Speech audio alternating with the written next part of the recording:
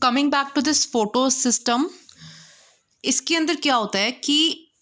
Photons जो है, photons is basically आपका यूनिट होता है जो कि आप लाइट एनर्जी एब्जॉर्ब करते हो, ठीक है। फोटॉन्स फॉल कर रहे हैं, बेसिकली लाइट फॉल कर रही है, और जो है फिर रिएक्शन सेंटर जो होते हैं आपके फोटो सिस्टम्स के, ये विजिबल लाइट फॉल करने पे भी इनके अंदर जो इलेक्ट्रॉन्स होते हैं वो एक्साइटेड हो जाते हैं और ग्राउंड स्टेट से हायर ऑर्बिटल में चले जाएंगे, ठीक है। और जब ये, अब देखो फ्लोरेसेंस में क्या हो रहा था कि आपका जो पिगमेंट था उसने यूवी लाइट एब्जॉर्ब करी और उसके अंदर के जो इलेक्ट्रॉन्स थे वो हायर ऑर्बिटल में गए, वहाँ पे नैनो सेकेंड्स के लिए रुके और कोई भी लेने के लिए था नहीं, उन इलेक्ट्रॉन्स को कैप्चर करने के लिए था नहीं। तो नैनो सेकेंड्स के बाद अपने आप उन इलेक्ट्रॉन्स ने अपनी एक्स्ट्रा एनर्जी को रिमूव किया और वो ग्राउंड स्टेट पे आ गए, और वो जो एनर्जी निकली उसकी जो भी कॉरेस्पॉन्डिंग वेवलेंथ थी वो हमें दिख जाती है, ठीक है। फ्लोरेसेंस में होता क्या है कि लाइट कोई भी नहीं थी, अंधेरा कमरा था, लेकिन अचानक से एक बल्ब जो है फ्लोरेसेंट ग्रीन कलर शो करने लग गया।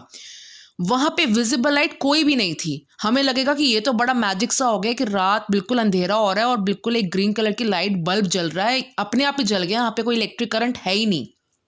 कोई भी इलेक्ट्रिसिटी का कोई भी कंसेप्ट नहीं है, ये अपने आप ही यहाँ पे रोशनी कैसे आ रही है? ऐसे आ रही है क्योंकि वहां पे विजिबल लाइट नहीं है, लेकिन वहां पे यूवी लाइट है, और यूवी लाइट की प्रेजेंस में वो जो ग्रीन कलर का फ्लोरेसेंट जो भी सब्सटेंस है आपका,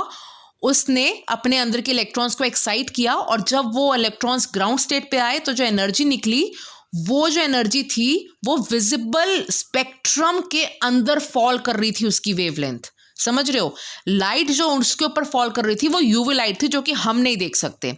लेकिन जब उस इलेक्ट्रॉन्स ने जब गेन किए वो यूवी लाइट जो कि हम नहीं देख पा रहे, अंधेरा हो रहा है, जब वो फॉल किए ना तो उसमें से जो एनर्जी निकली, वो एनर्जी जो थी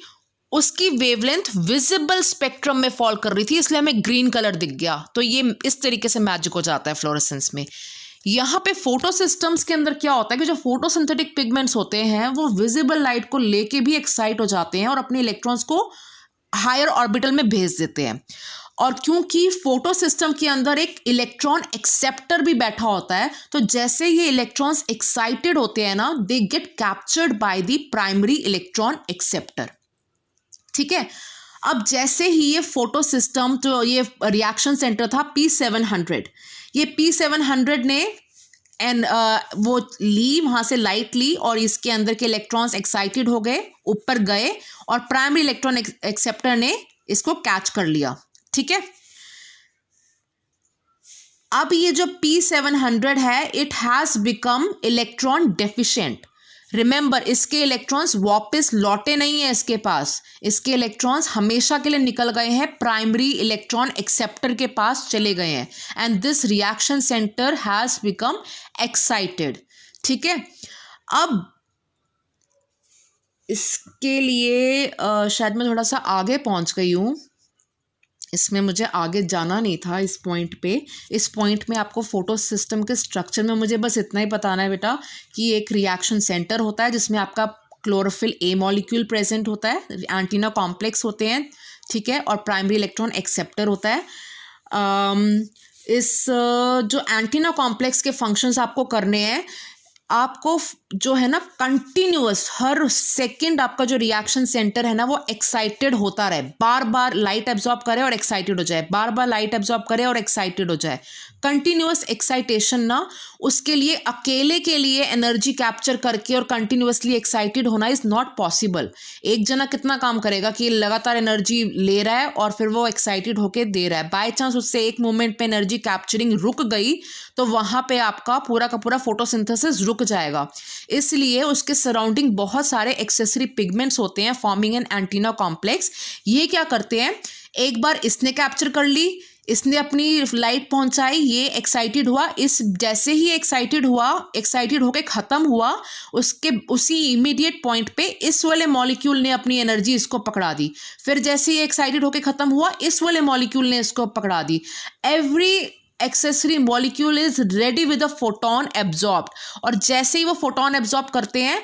वो देखते हैं जैसे रिएक्शन सेंटर अवेलेबल होता है उसको हैंड ओवर कर देते हैं अपनी एनर्जी, जिससे कि वो एक्साइटेड हो जाए। तो ये सारे के सारे सपोर्ट कर रहे हैं continuous excitation of the reaction centre को। ठीक है, दूसरी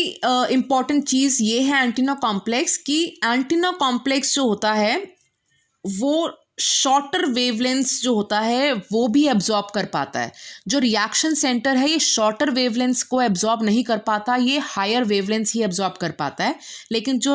एंटीना कॉम्प्लेक्स होते हैं, बाय चांस किसी जगह पे अगर लॉन्गर वेवलेंथ्स नहीं है तो वहाँ पे रिएक्शन सेंटर अगर अकेला होता तो फिर तो वो एक्साइटेड होना बंद हो चुका होता और हमारा फोटो सिस्टम बंद हो जाता। तो ऐसे केसेस में कि बाय चांस अगर आपके किसी जगह पे वेवलेंथ्स लाइट जो है ऐसी है कि उसकी वेवलेंथ शॉर्ट पड़ रही है, तो वहाँ पे एंटीना कॉम्प्लेक्स प्रेजेंट होने की वजह से आपका फिर भी फोटोन कैप्चर वो कर लेंगे, रिएक्शन सेंटर नहीं कर सकता ना शॉर्ट वेवलेंथ से एब्जॉर्ब, तो शॉर्ट वेवलेंथ को कौन एब्जॉर्ब कर लेगा, एंटीना कॉम्प्लेक्स, और वो फिर हैंड ओवर कर देंगे अपनी एनर्जी रिएक्शन सेंटर को, और अल्टीमेटली रिएक्शन सेंटर आपका एक्साइटेड होगा, इलेक्ट्रॉन्स हायर ऑर्बिटल में जाएंगे and they will get captured by the primary electron acceptors. ठीक है, तो एंटीना कॉम्प्लेक्स के दो ही फंक्शंस है कि shorter wavelength reaction centre absorb नहीं कर सकते तो ये एब्जॉर्ब कर लेते हैं, एंड सेकेंड ये होता है कि कंटिन्यूअसली ये एब्जॉर्ब कर रहे होते हैं फोटॉन्स एंड दे एंश्योर कि जो आपका रिएक्शन सेंटर है वो कंटिन्यूअसली एक्साइटेड होता रहे।